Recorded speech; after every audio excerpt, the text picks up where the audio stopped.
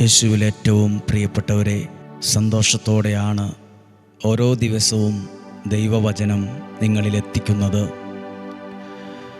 ദൈവാനുഗ്രഹം ഓരോ ദിവസവും നമ്മുടെ ജീവിതത്തിൽ കൂടിക്കൂടി വരട്ടെ എന്നാണ് പ്രാർത്ഥിക്കുന്നത്. നല്ലത് വരും. ദൈവാനുഗ്രഹമായത് ജീവിതത്തോട് അടുത്തു വരും, ചേർന്നു വരും. പ്രത്യേകം ഓർക്കുകയാണ്, വചനം കേൾക്കാത്തവരുണ്ട്, പ്രാർത്ഥിക്കാത്തവരുണ്ട്, വിശ്വാസത്തിൽ പുറകോട്ട് പോകുന്ന ആളുകളുണ്ട്. അവരെ ഒന്ന് ഓർത്ത് പ്രാർത്ഥിച്ചേ. പ്രാർത്ഥിക്കാത്തവർ, വചനം കേൾക്കാൻ ഇഷ്ടമില്ലാത്തവർ, എല്ലാത്തിനെയും വിമർശിക്കുന്നവർ നിങ്ങളുടെ വീട്ടിൽ ആരെങ്കിലും ഉണ്ടോ? അവരോട് നിർബന്ധമായും പ്രാർത്ഥിക്കെന്നും പറഞ്ഞ് ഉപദേശിക്കാനല്ല, നിങ്ങൾ അവർക്ക് വേണ്ടി ഒന്ന് പ്രാർത്ഥിക്കുക. നമ്മുടെ വീട്ടിൽ ആരെങ്കിലും ഇങ്ങനെ ഒരാളുണ്ടെങ്കിൽ അവരോട് വഴക്ക് കൂടിയിട്ട് കാര്യമില്ല. പിന്നെയോ അവരുടെ ആ പ്രാർത്ഥനാ കുറവിനെ നമ്മുടെ പ്രാർത്ഥന കൊണ്ട് നികത്തുവാണ്. അവർ പ്രാർത്ഥിച്ചായിരുന്നെങ്കിൽ എന്തേരെ പ്രാർത്ഥിക്കും? ആ പ്രാർത്ഥന കൂടി ഞാൻ അവർക്ക് വേണ്ടി അവരുടെ പ്രാർത്ഥന ഞാനും കൂടെ പ്രാർത്ഥിക്കുവാണ്. ഇന്നല്ലെങ്കിൽ നാളെ എല്ലാത്തിനും ഒരു നല്ല മാറ്റം ദൈവം കൊണ്ടുവരാതിരിക്കില്ല, അതുറപ്പാണ്. നിമിഷം പ്രാർത്ഥിച്ചേ. കർത്താവേ, അങ്ങയുടെ നാമത്തിൽ ഞങ്ങൾ ഓരോ വ്യക്തികളെയും ഡെയിലി ബ്ലെസ്സിങ്ങിൽ വചനം കേൾക്കുന്നവരെ അനുഗ്രഹിച്ചു പ്രാർത്ഥിക്കുന്നു. പ്രിയപ്പെട്ടവരെ, ഇതിനെക്കുറിച്ചൊരു സത്യം ഞാൻ മനസ്സിലാക്കി. നമ്മൾ പ്രാർത്ഥിക്കാറുണ്ട് മറ്റൊരാൾക്ക് വേണ്ടി, പക്ഷെ മറ്റൊരാളെ നമ്മൾ അനുഗ്രഹിച്ച് പ്രാർത്ഥിക്കാറില്ല. അതിനെക്കുറിച്ച് എന്നോടൊരാൾ പറഞ്ഞത്, മറ്റൊരാളെ നമ്മൾ അനുഗ്രഹിച്ച് പ്രാർത്ഥിച്ചാൽ ആ അനുഗ്രഹം നമ്മളിലേക്കും മടങ്ങി വരാൻ തുടങ്ങും. നമ്മളൊരാളെ അനുഗ്രഹിച്ച് പ്രാർത്ഥിച്ചാൽ അതേ അനുഗ്രഹം അവർക്ക് മാത്രമല്ല, ആ അനുഗ്രഹം നമുക്കും അതിൻ്റെ ഒരു അനുഗ്രഹം ലഭിക്കും. ആ അനുഗ്രഹം മടങ്ങി വരുമെന്നാണ് പറയുന്നത്. കർത്താവ് ഈ ആലയത്തിൽ ഇതിനോട് ചേർന്ന് ഡെയിലി ബ്ലെസ്സിങ്ങിൽ എവിടെയെല്ലാം ഇരുന്ന് കുഞ്ഞുങ്ങൾക്ക് വേണ്ടി പ്രാർത്ഥിക്കുന്ന മാതാപിതാക്കളെ അനുഗ്രഹിച്ച് പ്രാർത്ഥിക്കുന്നു. ഓരോ കുഞ്ഞുങ്ങളെയും അനുഗ്രഹിച്ച് പ്രാർത്ഥിക്കുന്നു. പരീക്ഷയ്ക്ക് ഒരുങ്ങുന്നവർ, SLC, +1, +2, പിന്നെ അതുപോലെ ഓരോ വിഷയത്തിനും ഓരോ കാര്യത്തിനും പഠിക്കുന്നവരെ അനുഗ്രഹിച്ച് പ്രാർത്ഥിക്കുവാണ്. നല്ല സ്വഭാവമുണ്ടാകാൻ നിങ്ങൾക്ക് വേണ്ടി പ്രാർത്ഥിക്കുന്നു. കഴിവും പ്രാപ്തിയും സാമർഥ്യവുമുള്ളവരാകാൻ നിങ്ങളെ അനുഗ്രഹിച്ച് പ്രാർത്ഥിക്കുന്നു. ഓട്ടിസം പോലുള്ള ബുദ്ധി വളർച്ച കുറഞ്ഞുപോയ കുഞ്ഞുങ്ങൾ ഉള്ളവരുണ്ട്. മൈനർ ഓട്ടിസം, മേജർ ഓട്ടിസം, ഓട്ടിസത്തിന് പല സ്റ്റേജുകളിൽ ഉള്ളവരുണ്ട്.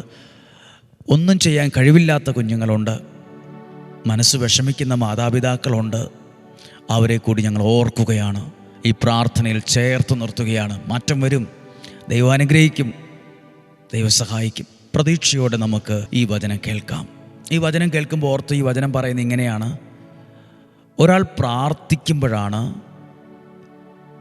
അതും ഹൃദയം നുറങ്ങി പ്രാർത്ഥിക്കുമ്പോഴാണ് ദൈവം തരുന്ന മഹാഭാഗ്യം ജീവിതത്തിൽ കയറി വരുന്നത്.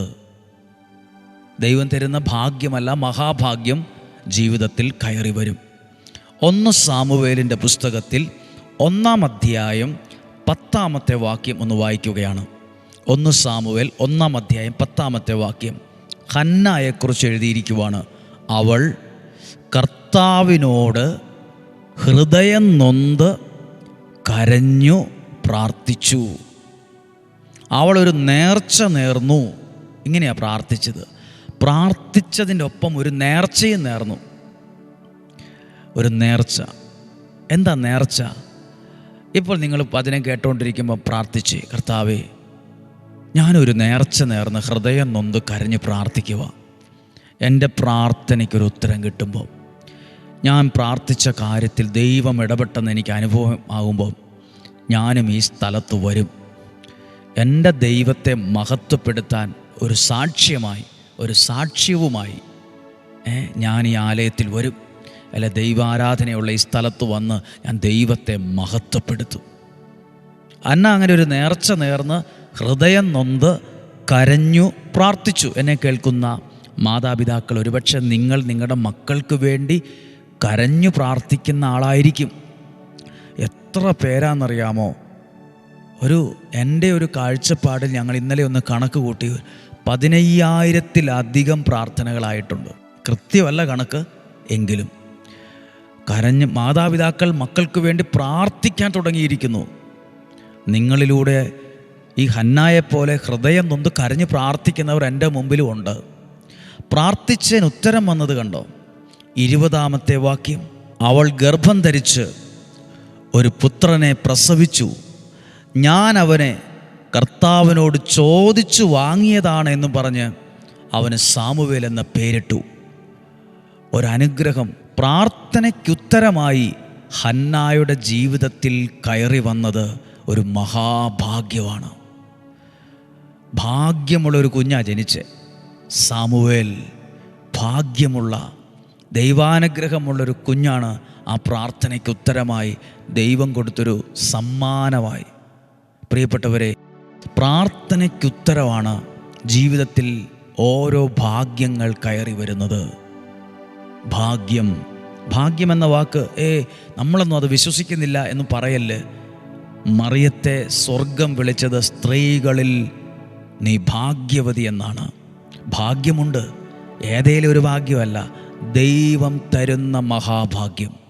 പ്രാർത്ഥിച്ച് എൻ്റെ കുഞ്ഞുങ്ങളിൽ, എൻ്റെ കുടുംബത്തിൽ ദൈവം തരുന്ന മഹാഭാഗ്യം കയറി വരണമേ. ദൈവം തരുന്ന മഹാഭാഗ്യം. ഈ ഹന്നയുണ്ടല്ലോ, ഈ പ്രാർത്ഥിക്കുന്നതിന് മുമ്പ് കരയുക, ഭക്ഷണം കഴിക്കാതിരിക്കുക, ടെൻഷനായിട്ട് മുറി കയറിയിരിക്കുക, ഇതൊക്കെയായിരുന്നു പതിവ്. പക്ഷെ ഒരു ദിവസം പ്രതിസന്ധി വന്നപ്പം നേരെ ദേവാലയത്തിൽ ചെന്ന് ഹൃദയം നൊന്ത് കരഞ്ഞു പ്രാർത്ഥിച്ചു. ആരെങ്കിലും കാണുവോ, ചിന്തിക്കുവോ, എന്നാ വിചാരിക്കും ഞാനിങ്ങനെയൊക്കെ പ്രാർത്ഥിച്ചാൽ? അങ്ങനൊന്നും ചിന്തിച്ചില്ല. ഹൃദയം നുറുങ്ങി കരഞ്ഞ് പ്രാർത്ഥിച്ചു. നിങ്ങൾ ഈ ഹന്നായെപ്പോലെ ഹൃദയം നൊന്ത്, ഹൃദയമുരുകി, മനസ്സുരുകി ആ പ്രാർത്ഥിക്കുന്നതെങ്കിൽ, സത്യസന്ധമായിട്ടാണ് പ്രാർത്ഥിക്കുന്നതെങ്കിൽ, ദൈവം നിങ്ങൾക്ക് വേണ്ടി കരുതി വച്ചിട്ടുള്ള മനോഹരമായ കാര്യങ്ങൾ, ബ്ലസ്സഡ് ആയിട്ടുള്ള കാര്യങ്ങൾ ജീവിതത്തിൽ കയറി വരും, അനുഗ്രഹമായി വരും. അത് വെളിപ്പെടാൻ തുടങ്ങും. പ്രാർത്ഥനയ്ക്കുത്തരമായി ദൈവം തരുന്ന മഹാഭാഗ്യമുണ്ടാകും. വിശ്വസിക്കുന്നു? ഈ ഹന്ന ഇങ്ങനെ ചിന്തിച്ചായിരുന്നല്ലോ, എൻ്റെ ജീവിതം ഇങ്ങനെ അവസാനിക്കുകയുള്ളൂ, ഇതിലൊന്നും പ്രാർത്ഥിച്ചിട്ടൊന്നും കാര്യമില്ല, പ്രാർത്ഥിച്ചിട്ട് എന്ത് കിട്ടാനാ? ഇങ്ങനെയൊക്കെ ചിന്തിച്ചായിരുന്നെങ്കിൽ ഒരു മഹാഭാഗ്യം കയറി വരുമായിരുന്നോ? ബൈബിള് മുഴുവൻ പറയാൻ സമയമില്ല, ഈ ഭാഗം മുഴുവൻ പ്രസംഗിക്കാൻ സമയമില്ല. പക്ഷെ എഴുതിയിട്ടുണ്ട്, ഹന്ന ആ നേർച്ച നേർന്ന പോലെ തന്നെ ദേവാലയത്തിൽ കൊണ്ടുവന്ന് ആ കുഞ്ഞിനെ കാഴ്ചവെച്ചതും പ്രാർത്ഥിച്ചതും പിന്നീട് ഒരിക്കലും അവളുടെ മുഖം കരഞ്ഞിട്ടില്ലെന്നും മ്ലാനമായിട്ടില്ലെന്നും ഈ അധ്യായത്തിൽ എഴുതിയിട്ടുണ്ട്. പ്രാർത്ഥിക്കുന്നതിനുത്തരം നിങ്ങളുടെ സങ്കടങ്ങൾ മാറാൻ തുടങ്ങും, പ്രതിസന്ധികൾ മാറാൻ തുടങ്ങും, തകർച്ചകൾ മാറാൻ തുടങ്ങും. എല്ലാ കാര്യത്തിൻ്റെ പേരിൽ ദൈവം അയക്കുന്ന ചില വിടുതലുകൾ അവിടെ വെളിപ്പെടാൻ തുടങ്ങും. ഹല്ലേലൂയ. ഇന്ന് ചൊവ്വാഴ്ചയാണ്, നാളെ ബുധനാഴ്ച എന്താ പറഞ്ഞെന്നറിയാമോ? നാളെ മുതൽ ഒരു നേരം ഭക്ഷണം ഒഴിവാക്കി ഉപവാസത്തോടെ ഞങ്ങൾ ചിലർ നിങ്ങൾക്ക് വേണ്ടി പ്രാർത്ഥിക്കാൻ പോവുകയാണ്. ആഗ്രഹിക്കുന്നവരും പറ്റുന്നവരും ഒക്കെ പങ്കെടുക്കുക. വില കൊടുത്ത് പ്രാർത്ഥിക്കുന്നതിന് ഒരനുഗ്രഹം കിട്ടുമെന്ന് എനിക്ക് നല്ല ഉറപ്പുള്ളത് കൊണ്ടാണ് അങ്ങനെ ഞങ്ങൾ ചെയ്യുന്നത്. പ്രിയപ്പെട്ട കുഞ്ഞുങ്ങളെ, എന്നെ കേൾക്കുന്ന ഓരോരുത്തരോടും പറയട്ടെ, നമുക്ക് ഒത്തിരി കാര്യങ്ങൾ പഠിക്കുന്നതോടൊപ്പം ജീവിതത്തിലും പഠിക്കാനുണ്ട്. എന്ന് പറഞ്ഞാൽ, പലർക്കും സ്നേഹിക്കാനറിയാം, സ്നേഹം പ്രകടിപ്പിക്കാൻ അറിയില്ല. നമുക്ക് പല വിധത്തിൽ സ്നേഹം പ്രകടിപ്പിക്കാനും പഠിക്കണം. യേശു കുരിശിൽ സ്നേഹം പ്രകടിപ്പിച്ചു. സ്നേഹം ചില സ്ഥലങ്ങളിൽ പ്രകടിപ്പിക്കണം. നിങ്ങളുടെ പ്രിയപ്പെട്ടവർക്ക് ഒരു സമ്മാനം മേടിച്ചു കൊടുക്കുമ്പം, ഒരു ബർത്ത്ഡേ അല്ലെങ്കിൽ വിവാഹ വാർഷികം അല്ലെങ്കിൽ അവരുടെ ജീവിതത്തിലെ ഒരു പ്രധാനപ്പെട്ട ദിവസമാണ്, അപ്പോൾ നിങ്ങളെക്കൊണ്ട് കഴിയുന്നൊരു കുഞ്ഞു സമ്മാനം, അത് സ്നേഹം പ്രകടിപ്പിക്കലാണ്. ഒരാളുടെ കൈ കൊടുത്ത് സാരമില്ല ധൈര്യമായിട്ടിരിക്കുക കേട്ടോ, അത് സ്നേഹം പ്രകടിപ്പിക്കലാണ്. ഒരാളുടെ സങ്കടം പറയുമ്പോൾ 1-2 മിനിറ്റ് ആ വ്യക്തിയെ കേട്ടുകൊണ്ടിരിക്കുക. ഈ വിഷയമല്ല, ഞാനും പ്രാർത്ഥിക്കാം, ഒക്കെ മാറി വരുന്നേ, അത് സ്നേഹം പ്രകടിപ്പിക്കലാണ്. ഞാൻ നിനക്ക് വേണ്ടി പ്രാർത്ഥിക്കാമെന്ന് പറയുന്നത്. സങ്കടപ്പെട്ടിരിക്കുന്ന ഒരാളുടെ വീട്ടിൽ ചെല്ലുന്നത്, എന്താ വിഷമം? ഞങ്ങളൊക്കെ ഉണ്ട് കേട്ടോ, ഞങ്ങൾക്ക് എന്തെങ്കിലും ആവശ്യമുണ്ടെങ്കിൽ പറയണം കേട്ടോ, പ്രാർത്ഥിക്കുന്നുണ്ട് കേട്ടോ. ധൈര്യമായിട്ടിരിക്കുക. സ്നേഹം പ്രകടിപ്പിക്കലാണ്. നിങ്ങളും നിങ്ങളുടെ പ്രിയപ്പെട്ടവരോട് സ്നേഹം പ്രകടിപ്പിക്കുന്നവരാകണം. നല്ല വാക്ക് പറയണം കേട്ടോ. ഒരാൾ എന്തെങ്കിലുമൊക്കെ ചെയ്യുമ്പോൾ, ഇതൊക്കെ ഞാൻ പഠിച്ചുകൊണ്ടിരിക്കുന്ന കാര്യമാണ് ഞാനും.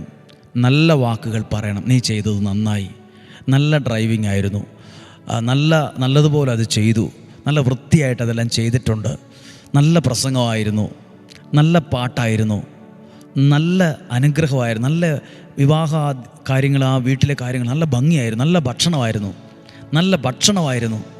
നല്ലൊരു ഭക്ഷണം നമുക്ക് വിളമ്പുമ്പോൾ ഒരു വാക്ക് അവരോട് പറയണം, നല്ല ഭക്ഷണമായിരുന്നു കേട്ടോ, നല്ലതായിട്ട് നല്ല ടേസ്റ്റ് ഉണ്ടായിരുന്നു കേട്ടോ.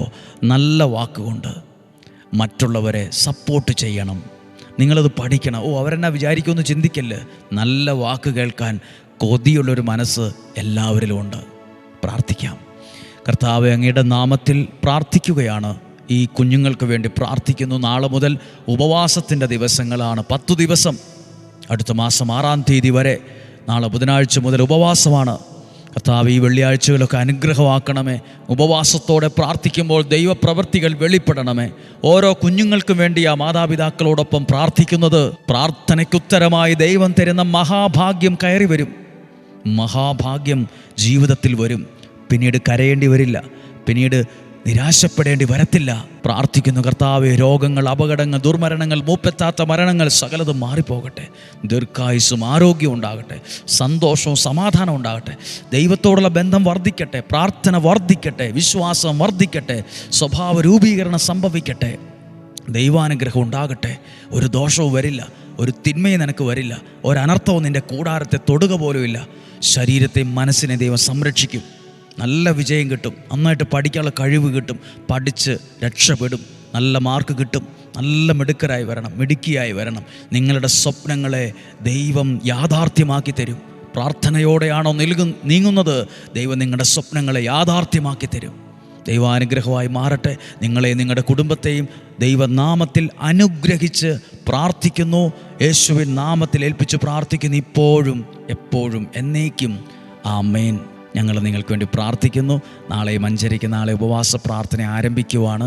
സാധ്യമായ എല്ലാവരോടും പറയണം, ഉപവാസം എന്ന് പറയുന്നത് ഒരു വില കൊടുക്കുവാണ്.